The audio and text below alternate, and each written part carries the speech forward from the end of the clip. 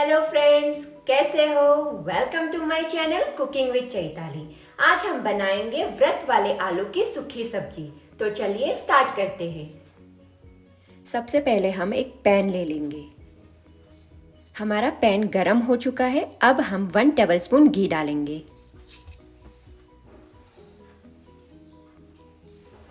हमारा घी मेल्ट हो चुका है। अब हम हाफ टी स्पून जीरा डालेंगे, फ्यू करी लीव्स,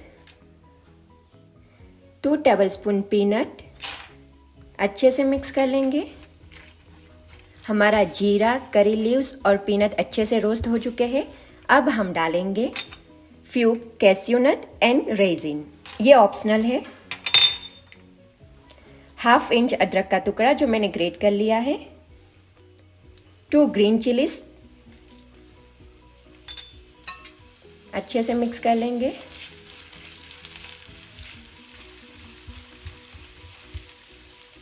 अब हम डालेंगे 2 बॉयल कटे हुए आलू। मसालों के साथ अच्छे से मिला लेंगे आलू को। सेंधा नमक लिया है मैंने स्वाद अनुसार। अच्छे से मिक्स कर लेंगे।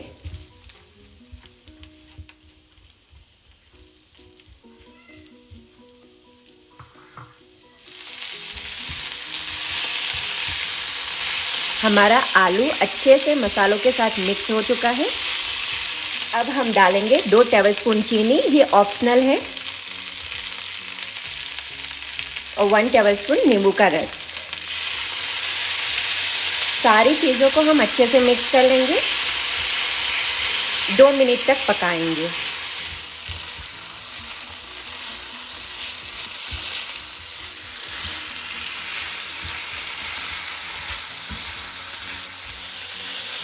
हमारे व्रत वाले आलू बनके तैयार हैं। अब हम हरा धनिया से गार्निश करेंगे।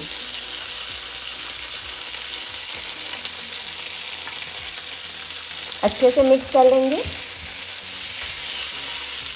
हमारी व्रत वाली आलू की सब्जी बनके तैयार है। आप इसे दही के साथ भी खा सकते हो।